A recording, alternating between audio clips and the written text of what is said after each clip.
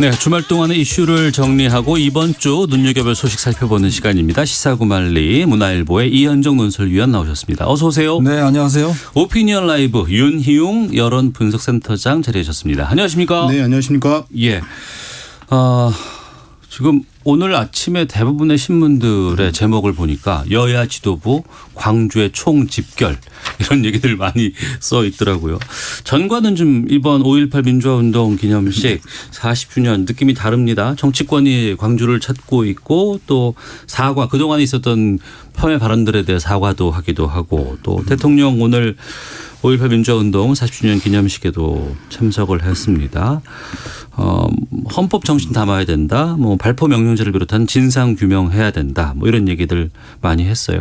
40주년을 맞는 좀 상황에 대해서 좀 의견 듣겠습니다. 먼저 이현정 소위원께서. 네. 아무래도 이제 5.18 광주 민주화 운동이 이제 40주년 네. 오늘 맞이했기 때문에 또 특별한 의미가 좀 있는 것 같습니다.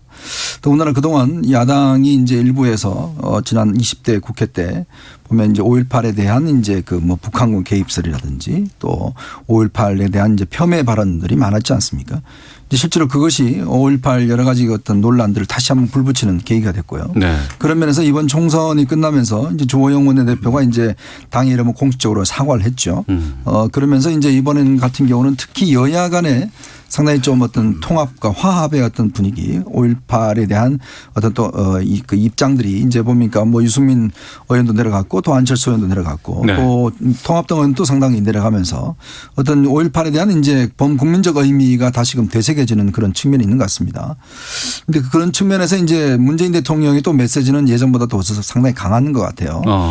어제 광주 MBC와 인터뷰를 보면 전직 대통령들에 대해서 굉장히 분노스럽다라는 이야기를 했고요. 네. 또 5.18 문제에 대한 이제 헌법에 대한 이제 넣는 문제라든지 또 진상규명에 대한 의지를 표명한다든지 지금 벌써 이제 세 번째 행사에 참석하시는 거거든요. 네. 그러면서 본다면 아마 이제 5.18에 대한 강한 의지를 보여주는 거긴 하긴 한데 어떤 면에서 보면 좀 전 정권과의 좀 어떤 그 차별화, 각세우기 뭐 이런 건 좀 더 강화된 느낌을 받고 있습니다. 윤희용 센터장께서. 예, 지금 제가 5.18 기념재단 이제 사이트에 들어가 보니까 여기서 이제 추구하는 것이 해결하려고 하는 과제들이 한 4가지 정도가 있더라고요. 첫 번째 예. 진상규명이고 두 번째는 책임자 처벌, 세 번째는 이제 희생자들 명예회복, 네 번째는 이제 배상 또는 뭐 보상 같은 이제 배상인데 이제 이런 것들 관련해 가지고 5.18 기념재단이 매년 이제 인식조사를 해요. 네. 이제 5.18 관련해서 국민들 어떻게 생각하는지.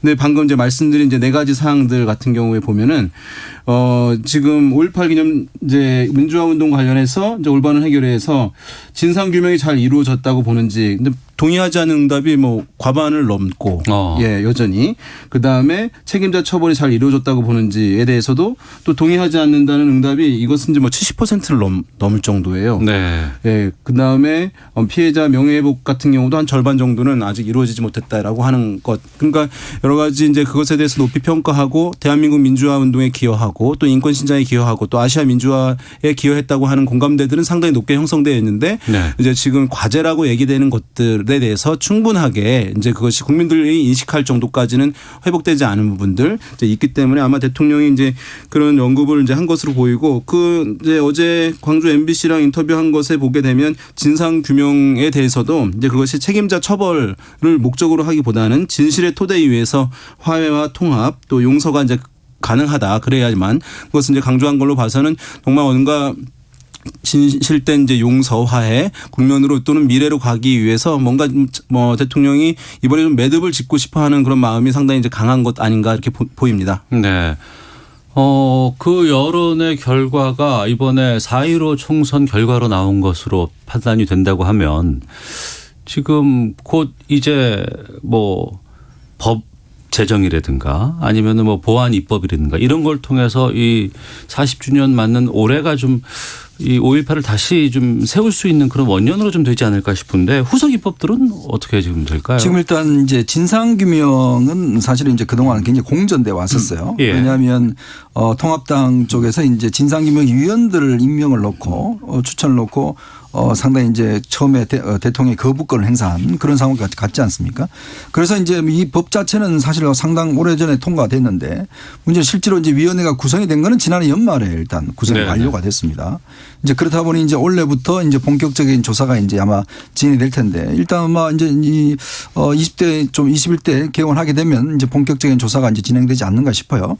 근데 문제는 이게 이 위원회가 일단 강제 수사권이나 조사권이 일단 없습니다. 예, 그러다 예. 보니 과연 그러면 발포 책임자라든지 이런 것들을 북한군 개입설이라든지 지금 조사의 어떤 그 카테고리는 있는데요. 이런 것들 과연 이제 밝혀낼 수 있을 것인가에 대한 이제 의문점이 있는 것이죠. 그래서 아마 이 부분 관련된 이제 법 개정 문제가 좀 추진이 될 것 같습니다. 또 하나는 일단 5.18을 폄훼하거나 이제 이 훼손할 때 명예를 훼손할 때 처벌할 수 있는 이 그러니까 특별법을 지금 이제 여당에서 추진을 하고 있어요. 네.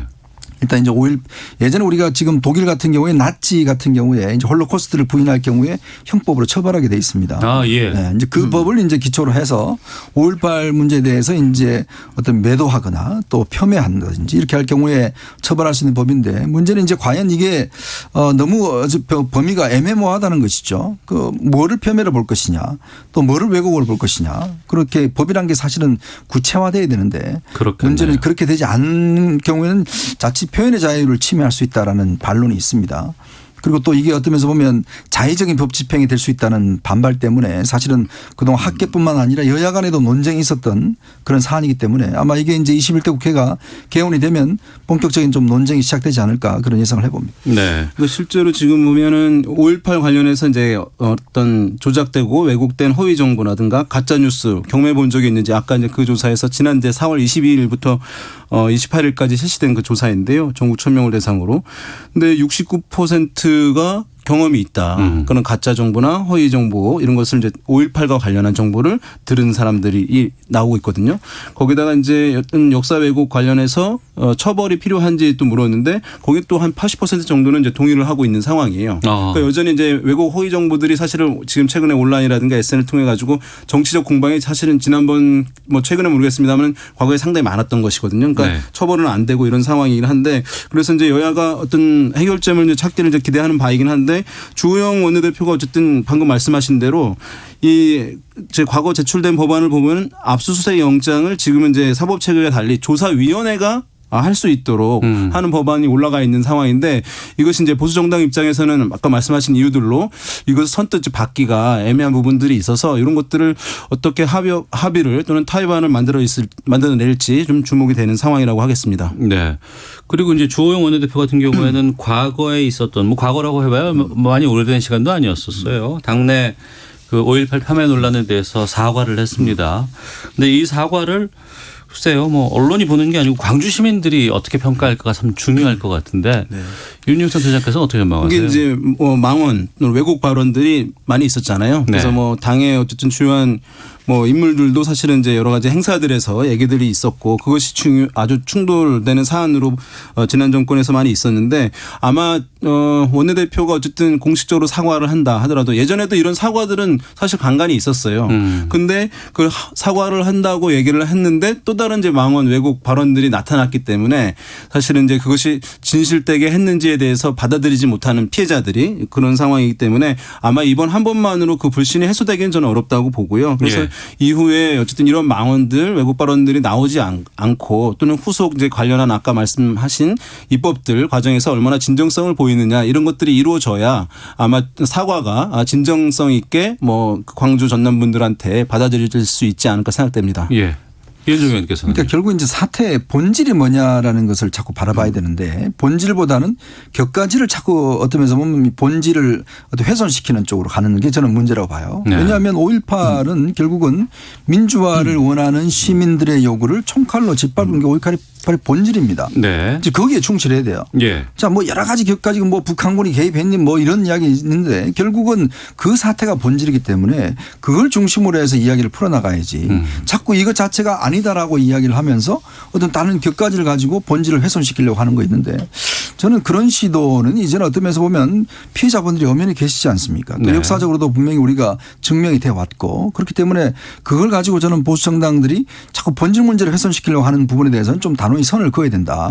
그리고 이제 이 문제가 어떤 면에서 보면 지금 이제 조사위원회가 사실 그동안 조사위원회가 꽤 있었습니다. 예, 예. 그래서 이번만큼은 총 9차례 걸쳐 조사가 있었다고 이번만큼은 하더라고요.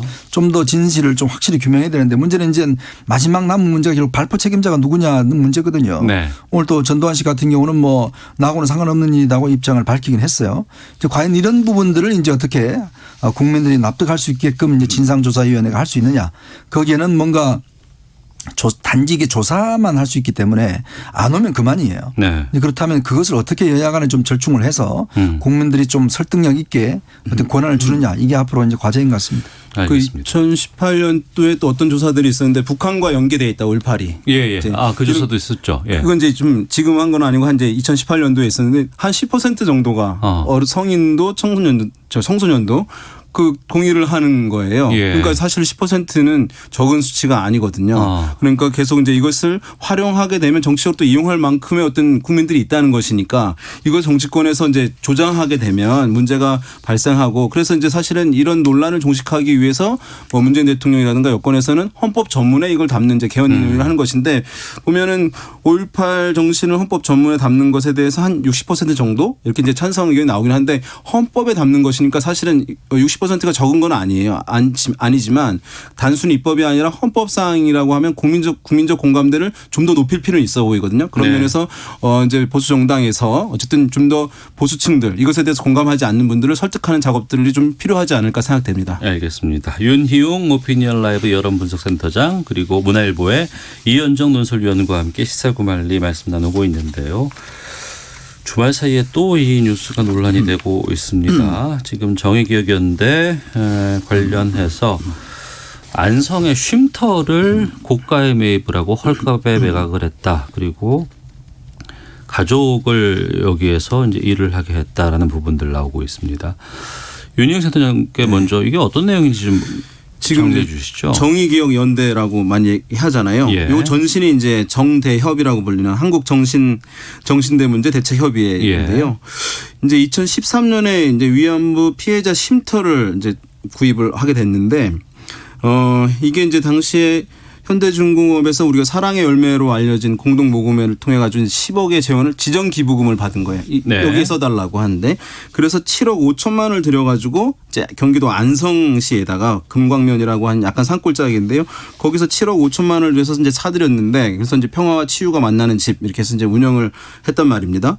그런데 이것이 이제 3년 정도 지나서 매각을 하게 됐어요. 네. 뭐 멀고 잘 이용하지 못하고 그런데 이제 좀 고가에 사서 좀 헐값에 매각을 했고 방금 말씀하신 대로 거기 이제 관리인이 필요하잖아요. 예. 그래서 이제 매각 결정을 한 이후에도 이제 윤미향 대표의 부친이 이제 관리인으로 있게 되면서 뭐 월로 따지게 되면 한 달에 한 120만 원 정도 이렇게 관리비 관리하는데 비용을 이제 준 것인데 그래서 좀 그 부동산을 중요한 성금인데 이것을 좀 면밀하게 적정가에 또 필요한 장소에 구입한 것이 아닌 부분에 대한 문제 제기 거기다 관리인을 친분 관계가 있는 분한테 그 관리를 맡김으로써 왜냐하면 제대로 활용되지 않는 상황에서 했던 것은 좀 문제가 아니냐 네. 뭔가 이권이 또 관련된 것 아니냐라고 하는 이제 지적들이 지금 뭐 야당은 물론이고 여당 일부에서도 이제 이것을 심각하게 좀 문제 제기를 하고 있는 상황이어서 뭔가 더 명확한 해명 을 좀 요구하고 있는 상황인데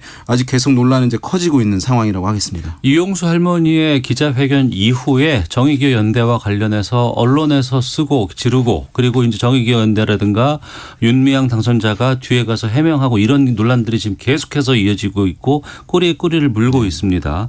해명이 일부 납득이 되는 부분도 있고 또 납득이 안 된다고 하는 의견도 상당히 많이 있고요. 이현정 의원께서는 어떻게 보세요, 이 상황에? 그러니까 이게 쉼터라는 목적이 뭐냐라는 게 중요할 겁니다. 예.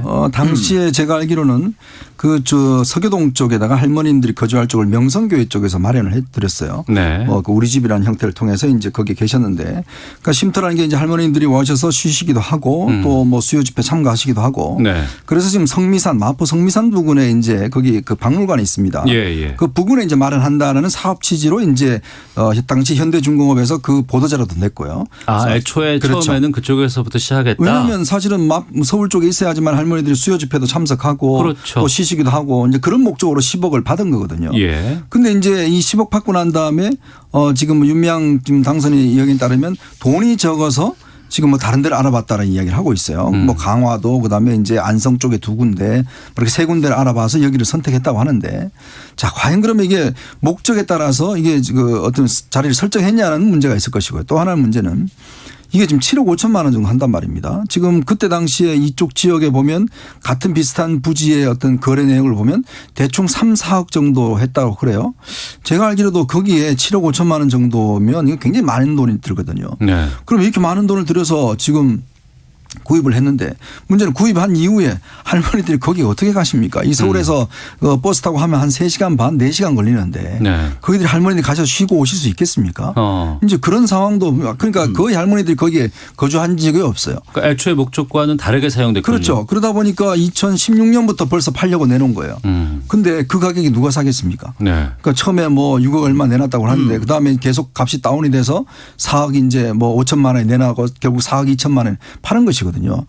그다음에 이제 나머지 금액은 원래 7억 5천만 원에다가 또 실내 인테리어 비용 등등으로 1억 원을 또 했어요.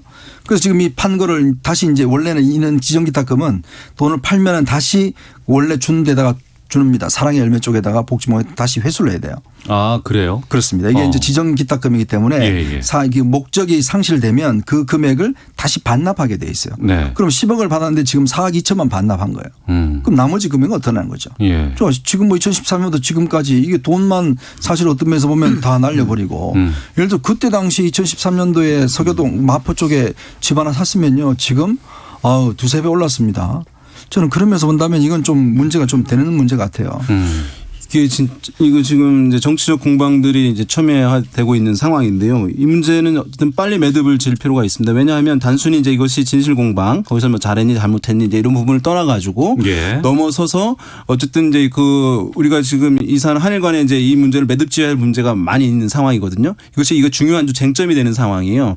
그런데 이제 어떤 지원을 제대로 한국에서 하지 않으면서 아주 이 단체가 그러면서 이제 여러 가지 문제들을 야기했다라고 하는 것은 일본 구구 세력에게 먹잇감을 제공해주는 빌미를 제공해주는 건이 될 수가 있는 거예요. 네. 그래서 한일 간의 협상에서도 악재가 될 수 있고 일본의 구구 세력에서 공세를 또 가 될 수 있는 소재로 활용될 수 있는 사안이기 때문에 단순히 국내에서의 어떤 정치적 공방 또는 그 사안의 진실 공방을 넘어서 매듭을 지어야 한일 관계 풀어야 할 이제 쟁점들 있는 상황에서 불리해지지 않을 수 있는 것이기 때문에 네. 저는 이 문제 어쨌든 정치적 사안으로 흐르지 않도록 하고 빨리 진실이 좀 규명이 돼서 매듭이 될 필요가 있다. 매우 그런 면에서 중요한 사안이다 이렇게 말씀드릴 수 있을 것 같습니다. 예.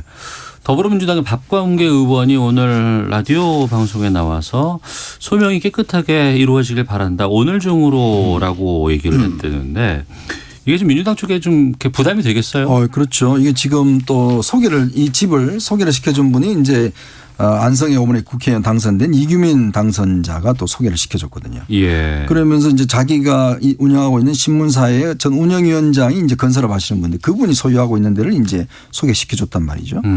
그러니까 결국 구매 과정에서 어떤 면에서 보면 너무 과다한 금액을 뭐 업계약하는 거 아니냐. 네. 이제 이런 이제 의문이 있는 거죠. 그러면 기업에서 돈을 받아서 이걸로 예를 들어서 그만큼 손해를 보고 만약 그 돈으로 할머니들 지원했다면 얼마나 할머니들이 했겠습니까? 사실 이게 지금 할머니들이 거주하신 쪽이 태촌면 쪽에 가면 또 남놈의 집이라고 이 정대협 옛날 불교위원회에서 만든 또 집이 있어요. 네. 여기는 또 경기도 등등에서 또 지원을 하고 있어요. 근데 지금 또 최근에 감사에 들어갔습니다. 할머니들 드실 점심 식사 비용으로 직원들이 먹었다는 그 의혹 때문에 지금도 감사에 들어가 있어요. 이제 그렇다면 이게 사실은 어떤 면에서 보면 일반인이라면 내 재산이라면 이렇게 했겠습니까? 네. 따져보고 가격을 따져보고 충분히 손해가 했을 텐데 문제는 주변 시가에 비해서 턱없이 높은 금액으로 하고 또 그걸 뭐 아무것도 안 쓰다가 일부 뭐 MT 같은 거 이런 거 쓰다가 지금 몇 년 지난 뒤에 손해를 많이 보고 지금 다시금 팔았다. 그리고 또 그 소개해 준 사람이 보니까 현재 당선인이고 그 사람은 또 윤미향 당선인의 남편과 잘 아는 사람이고 또 자신의 아버지가 거기서 그 기거를 하면서 관리하면서 뭐 돈을 받고 관리를 했다. 이거는 조금 납득되기 어려운 게 아닌가. 지금 네. 사실은 정대협의 기부금 운영, 국가 예산 지금 누락인자라든지 그런 것도 지금 계속 불거지고 있잖아요. 이제 그러면서 본다면 오늘 뭐 윤미향 당선인이 이게 좀 심심한 유감을 표명한다고 했지만 유감을 표명할 문제는 아니죠. 그리고 또 오늘 보니까 더불어민주당 일부 의원들이 친일 세계 공격이라고 이야기를 하는데 아니 이게 왜 친일 세계 공격입니까? 뭐 이런 문제 제기하면 다 친일 세력입니까? 그런 식의 저는 프레임은 아니라고 봐요. 그러면 지금 오늘 박범계 의원도 이야기했지만 빨리 당 차원의 조사를 해서 이 문제에 대한 좀 선을 분명히 그어야 된다. 그래야지만이 민주당도 여기서 빠져나올 수 있지. 자칫하면요. 윤미향 당선이 지금 검찰 수사 들어갔잖아요. 만약 문제가 나오면 그때는 어떻게 할 겁니까? 민주당이. 저는 그래서 이게 당에서도 좀 심각하게 봐야 된다는 생각이 듭니다. 그래서 이제 지난번 양정숙 당선인 건과 관련한 처리 사례도 있고 또 이제 이것이 소명이 명확히 되지 않고 문제가 더 커지게 되면 그 지역 당선인인 이규민 당선인과 관련해서도 또 문제가 더 커질 수도 있는 상황이기 때문에 저는 어쨌든 민주당에서 어쨌든 이 사안을 가지고 좀 냉정하게 빨리 처리를 해야지 어쨌든 부정적 인식이 확산되는 것을 막고 또 이 단체의 어쨌든 정신적인 가치 이런 것들을 이후에 좀 남길 수 있으리라고 보거든요. 그런 면에서 좀 분명한 어쨌든 그런 해결 방안이 조속하게 나오기를 좀 기대해 보겠습니다. 예. 두 반응을 좀 소개해 드리고 다음 주제로 가보겠습니다. 1389님께서는 아무리 시민단체였다고 해도 주먹구구식으로 이렇게 운영을 했다면 전 대표로서 사죄해야 합니다. 조사도 받고 더 문제가 더 나오면 사퇴도 해야 합니다라는 의견도 있고 4005번님은 정의교 연대 활동에 빈틈이 있었다고 해도 이 단체의 본래 취지까지 훼손시키면 안 될 것 같습니다라는 의견도 보내주고 계십니다. 자, 여야가 오는 20일 민생 법안 처리를 위한 원포인트 본회의에 합의를 했습니다. 20대 국회 이제 마지막 이제 업무 일이 아닐까 싶은데 코로나19 대응법 또 N번방 재발 방지법 같은 경우가 지금 주요 법안으로 지금 떠오르고 있습니다. 뭐 어떤 건 통과 가능하고 어떤 건 좀 힘들어 보이실지 좀. 일단 이제 코로나 관련 대응 법안들은 뭐 좀 통과가 될 가능성이 있는데 지금 논란이 되는 게 이제 과거사 이거 하고요. 그다음에 N번방 방지법이 있지 않습니까? 네. 이게 사실은 지금 이제 세 가지 법률안 지금 같이 정보통신법, 뭐 전기통신사업법, 또 방송통신발전기본법이 같이 올라와 있는데요. 사실 이 법이 여러 가지 지금 업계에서 좀 반발하고 있는 게 물론 우리 국민들 전체가 N번방 같은 경우는 철퇴를 해야 된다는 게 이제 다 공감대는 가지고 계실 거예요. 네. 근데 문제는 이 법을 보면 이제 포털이나 이런 데 삭제 책임을 부여를 하고 있어요. 예. 근데 정작 사실 이번에 어떤 확산에 중요한 게 이제 텔레그램이라든지 외국에 서버를 둔 외국 기업입니다. 근데 이거는 외국 기업은 아무리 이야기를 해도 뭐 하질 않아요. 자기들 그 보안이라고 그러면서 일체 응하지 않고 있어요. 어디에 있는지도 몰라요. 그러면 사실은 이 법이 만들어지면 국내 포털 업체들은 엄청난 의무를 가지게 되는데 문제는 정작 핵심적인 이 유포에 책임이 있는 외국에 있는 업체들은 사실 아무런 영향력이 없습니다. 그래서 지금 업계에서는 오히려 그럼 똑같이 그러면 외국 업체도 국내 아예 들어오게 못하게 하든지 그렇게 해야 되는데 국내 업체한테 이렇게 부담을 지고 정작 그 확산하는 게 전부 다 이제 어떤 면에서 보안 기능이 강한 지금 이런 SNS 같은 경우거든요. 그건 대부분 서버가 어디 있는지도 몰라요. 그리고 어디서 관리하는지도 모르고 보내봤자 아무 지금 답변이 없습니다. 텔레그램 또 지금 이렇게 엄청난 수사가 들어가니까 다른 데로 또 갔다는 얘기도 그러니까 있더라고요. 그러니까 여기 어디 있는지 아무도 몰라요. 그러니까 이런 법을 만들어 버리면 실제로 국내 업체들만 엄청난 지금 손해를 보는 게 아니냐. 그래서 법이라는 게 그렇습니다. 국민적 감정은 충분히 있는 것인데 문제는 그거를 효율적으로 하기 위해서는 좀 꼼꼼한 이제 법 처리가 필요한데 지금 뭐 여전히 논란이 되고 있는 게 민식이법이라든지 뭐 여러 가지 법들도 보면 통과되고 난 다음에 이제 이게 이것도 문제다 이것도 문제다 되지 않습니까? 저는 그래서 지금 사실 국회가 거의 파장 분위기예요. 지금은 보좌관들도 이미 다 짐 빼버리고 국회의원들도 지금 뭐 나오는 사람들 없어요. 자, 그런 상황에서 지금 그냥 이 마지막 처리하듯이 해버리면 이게 또 나중에 문제가 될 수가 있습니다. 그럴 바에야 차라리 예를 들어서 21대 국회가 좀 더 꼼꼼히 하는 것도 저는 대안이 아닌가 싶습니다. 네. 예. 그래서 뭐 하여튼 국민들은 어떻게 생각하실지 모르겠어요. 이제 외국 서버 입장에 있으니까 좀 공평한 차원에서 이제 그러면 유연하게 가야 된다라고 하는데 실제 어쨌든 처벌할 수 있는 것. 엄격하게 할 수 있는 것만이라도 이제 하는 게 바람직하지 않냐라고 하는 반론도 사실은 만만치 않을 것이라는 부분도 있겠고요. 또 관련해 과거사법 관련해서 이제 뭐 형제복지원 많이 들어보셨을 텐데요. 피해자들이 이제 국회의원회관에서 고공농성도 있었고, 근데 김무성 의원이 어쨌든 중재를 했고 한데 그런 법안에서도 보면 이제 배보상을 이제 강구한다 이런 이제 조항들 있는데 좀 추상적이니까 이런 부분들 이제 과연 남은 이거 한번 원포인트 국회에서 이런 부분들을 명확하게 법적 명확성을 갖고 해결할 수 있을지 이런 것들 좀 남아 있는 상황이고요. 거기에 이제 뭐 이제 원구성 협상이 사실은 가장 크게 논란인 거죠. 법안 통과는 아닙니다만은 지금 이제 많이 얘기됐습니다만은 예결위원장이라든가 법사위원장 이것을 이제 기존처럼 관례대로 야당이 가져가야 할 것이냐 또 여당에서는 일하는 국회 이렇게 얘기를 하면서 법사위원장만큼은 이제 여당이 가져야 한다 이런 논란들이 사실은 지금 개원 전에 이게 쉽게 해결될 수 있을지 또 정상적으로 개원일에 맞춰서 의원이 이제 원구성이 완전히 될 수 있을지 이런 부분들은 여전히 좀 불투명한 상황이라고 하겠습니다. 네. 21대 상임위 구성 이거 언제까지 보통 매듭을 져요? 지금 최장 기간 한 게 88일까지 문 열었어요. 개원하고. 네, 개원하고 88일까지. 그럼 석 달이잖아요. 네, 그렇죠. 예. 그럼 6월 1일을 기준으로 한다고 해도 그럼 9월 이렇게. 그럼요. 그러니까 9월 정기국회 거의 다 돼가서 사실은 이제 끝물보다는 초입이 더 문제가 많이 있었습니다. 원구성되는데 사실 이번도 만만치 않습니다. 왜냐하면 상임위를 지금 여당은 반드시 법사위는 가져오겠다는 게 지금 여당 입장이고 네. 야당은 그것만큼은 양보 못하겠다는 게 또 야당 입장이에요. 왜냐하면 뭐 지금 모든 권한을 다 정부 여당이 갖고 있는데 네. 법사위마저 가져가 버리면 야당으로서는 뭔가 어떤 견제할 수 있는 수단이 없다라는 것이고 그다음에 여당 입장에서는 지금 이 법사위에 그동안 이 상원과 같은 그런 권한을 다 뺏 이제 어떤 면에서 보면 하겠다는 것이기 때문에 네. 이거 쉽게 이거 해결될 가능성 별로 저는 없다고 봅니다.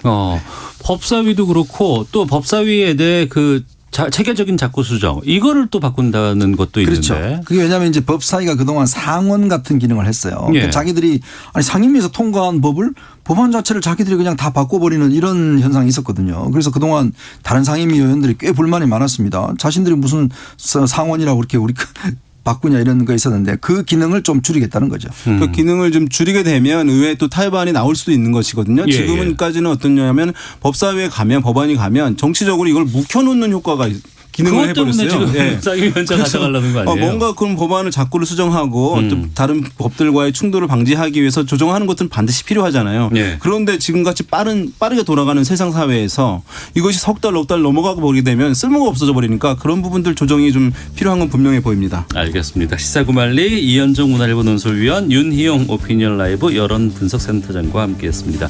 두 분 오늘 말씀 잘 들었습니다. 고맙습니다. 네, 고맙습니다. 예, 자 오태훈의 시사본부 여기서 인사드리겠습니다. 내일 뵙겠습니다. 안녕히 계십시오.